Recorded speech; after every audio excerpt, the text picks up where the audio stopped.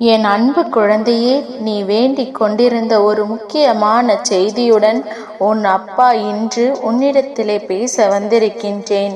இப்பொழுது நீ அனுபவித்துக் கொண்டிருக்கும் அத்தனை கஷ்டங்களும் அத்தனை துயரங்களும் இந்த நபரால் செய்வினை செய்யப்பட்டு தான் இவ்வளவு கஷ்டங்களையும் நீ அனுபவித்து கொண்டிருக்கிறாய். அதனால் அதற்கான தீர்வினை கொடுப்பதற்காகத்தான் உன் அப்பா உன்னை தேடி வந்திருக்கின்றேன் என்பதை நீ புரிந்து கொள். அதனால் இந்த வாக்கினை முழுவதுமாக கேட்டு அப்பா சொல்லக்கூடிய விஷயத்தை வரும் வெள்ளிக்கிழமை உன் வீட்டில் நீ செய்ய வேண்டும். எப்பேற்பட்ட செய்வினையாக இருந்தாலும் சரி, செய்வினையால் செய்யப்பட்ட வேதனைகளும் கஷ்டங்களும் அனைத்தும் உன்னை விட்டு ஓடிவிடும் என்பதில் எந்த ஒரு மாற்று கருத்தும் இல்லை. அதனால் முக்கியமான விஷயம், இந்த வாக்கை நீ முழுமையாக கேட்டு வரும் வெள்ளிக்கிழமை நீ அப்படியே செய்ய வேண்டும். அப்படி ஒரு முறை செய்தால் இப்பொழுது படும் கஷ்டங்களானது உன்னை விட்டும் உன் வீட்டை விட்டும் வெகு தொலைவில் ஓடிவிடும். அப்பா சொல்லும் வார்த்தைகளை எப்பொழுதும் உனக்கு வேத வாக்காக இருக்கும் என்பதை நம்பி நான் சொல்லக்கூடிய விஷயத்தை நீ முழு மனதோடு செய்ய வேண்டும். என் செல்ல குழந்தையே, இப்பொழுது நீ பல கஷ்டங்களை எல்லாம் அனுபவித்து கொண்டிருக்கிறாய் அல்லவா? நான் சொல்லக்கூடிய கஷ்டம் உன் வாழ்க்கையில் இருந்தால் நிச்சயமாக நான் குறிப்பிடக்கூடிய ஒருவரால் தான் அது செய்யப்பட்டிருக்கும். இப்பொழுது அதை முழுவதுமாக சொல்ல போகின்றேன். நீ அனைத்தையும் கேட்டுவிட்டு உன்னுடைய வாழ்க்கையை நீ சோதித்து பார். ஏனென்றால் நான் சொல்கிறது உன் வாழ்க்கையில் நடக்கிறதா இல்லையா என்பதை தெரிந்து கொள்ள வேண்டும். சில நாட்களாக உன்னுடைய அனைத்து விஷயங்களும் எதிர்மறையாக நடந்து கொண்டிருக்கிறது. எந்த விஷயம் எடுத்தாலும் தடை, எந்த விஷயத்தை செய்ய போனாலும் தடை, எந்த விஷயத்தை செய்தாலும் அதில் உனக்கு மன நிம்மதி கிடையாது. அதை போல உன்னுடைய நண்பர்களும் உறவினர்களும் உனக்கு எதிர்மறையாக திரும்பியிருக்கிறார்கள். சில பேர் உனக்கு எதிரியாகவும் மாறியிருக்கிறார்கள். உன்னுடைய பேச்சை சில இடங்களில் கேட்பது கூட இல்லை. உன்னுடைய வார்த்தைகளுக்கு எந்த ஒரு இடத்திலும் மரியாதை கொடுப்பதில்லை.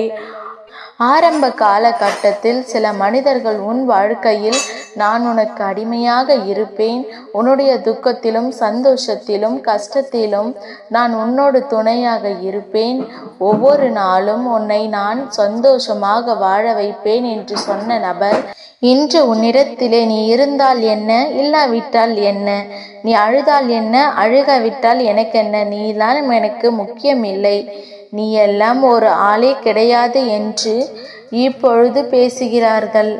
அது மட்டுமல்ல, உன் வாழ்க்கையிலும் உனக்கே தெரியாமல் சில ஏமாற்றங்கள் உனக்கு பின்னால் நடந்து கொண்டிருக்கிறது.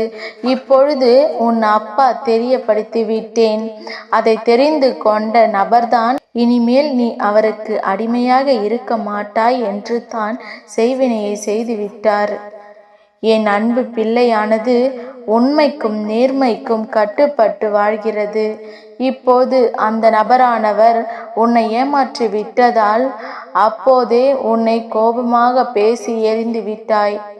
ஆனால் அவர்களும் உன்னை பழிவாங்க வேண்டும் என்று நினைத்து கொண்டு உன்னை எப்படியாவது பள்ளத்தில் தள்ளிவிட வேண்டும் என்று உன்னை வீழ்த்திவிட வேண்டும் என்பதற்காக இந்த செய்வினையை செய்திருக்கிறார்கள். ஏனென்றால் எதிர்த்து கேள்வி கேட்பது நீ மட்டும்தான். அப்படி இருக்கும்போது உன் கதையை முடித்துவிட்டால் அவர்களது வாழ்வில் பிரச்சனை இருக்காது அல்லவா? அதனால் தேவையில்லாமல் செய்வினைகளை எல்லாம் செய்து உன்னுடைய உடைமைகளையும் உன்னுடைய புகைப்படத்தை வைத்து இந்த செய்வினையை செய்து விட்டார்கள். அவர்களால் அதை மட்டும் தான் செய்ய முடியும். என் அன்பு குழந்தையே, உன் வீட்டில் உன் அப்பா நான் இருக்கின்றேன் என்று தெரிந்தும் இதை இவர்கள் செய்திருக்கிறார்கள். அதன் பாதிப்பு தான் இன்று உனக்கு சிறு சிறு உபாதைகள் உன் வாழ்க்கையில் ஏற்பட்டு கொண்டிருக்கிறது. திடீரென்று உடல்நிலை சரியில்லாமல் போகுவது, திடீரென்று நீ செல்லமாக வளர்த்த உன் வீட்டு பிராணிகளுக்கு உடல்நிலை சரியில்லாமல் போகுவது, ஏன் இப்படி ஆகிறது என்று தெரியாமல் என் பிள்ளை ஏன் இப்படி நடக்கிறது என்று தெரியாமல், ஒன்றும் புரியாமல் நீ புலம்பிக் கொண்டிருக்கிறாய். என் தங்கமே, சில விஷயங்களில் நம் வாழ்க்கையில் நமக்கு நல்லதே நடக்கும் என்று நம்பினாலும், உன்னுடைய வீட்டில் இந்த அப்பா உனக்காக காவல் காத்து கொண்டிருக்கின்றேன் என்று தெரிந்தும் இதை இவர்கள் செய்திருக்கிறார்கள். அதன் பாதிப்பு தான் உனக்கு சிறிய சிறிய பிரச்சனையெல்லாம் உன் வாழ்க்கையில் ஏற்பட்டுகிறது. அதனால் இதையெல்லாம் நீ நினைத்து கலங்காதே. இதற்கான காரணம் என்ன தெரியுமா? நான் சொல்லும் விஷயத்தை ஒரு முறை நீ உன் வீட்டில் செய்தால் போதும்.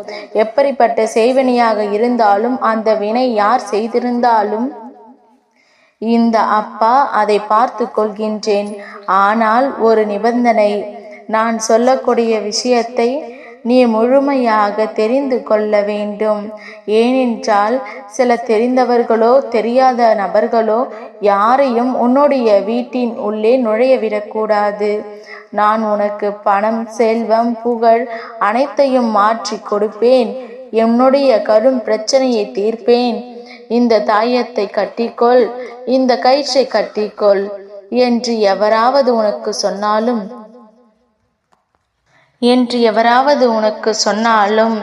இல்லை, நல்ல பூஜை போடுகிறேன், மிக பெரிய பூஜையை போட்டால் மிக பெரிய வெற்றியை நீ பெறுவாய் என்று எவராவது ஏமாற்றினாலும், தேவையில்லாமல் வேலைகளை பார்த்தாலும் அது உனக்கு பாதிப்பில் ஏற்படும். என் அன்பு குழந்தையே, இது உன் அப்பாவின் எச்சரிக்கை.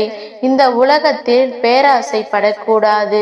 பல பிரச்சனைகளுக்கு காரணம் இந்த பேராசனையே என்பது நீ மறந்திடக்கூடாது. இது உனக்கு உருவாக கூடாது. அதற்காகத்தான் எச்சரிக்கையாக இப்பொழுதே உன் அப்பா உன்னிடத்தில் சொல்லிவிடுகின்றேன். நான் உடனே பணக்காரனாகிவிட வேண்டும், உடனே என் வாழ்க்கையில் கடன் பிரச்சனை எல்லாம் தீர்ந்துவிட வேண்டும், பங்களா வாங்க வேண்டும் என்று, இதற்காக ஒரு பூஜை பரியாதை நடத்தினால் போதும் என்று யாராவது சொன்னார்கள் என்றால் அப்பட்டமாக உன்னை ஏமாற்றுகிறார்கள் என்பதை நீ புரிந்து கொள்ள வேண்டும்.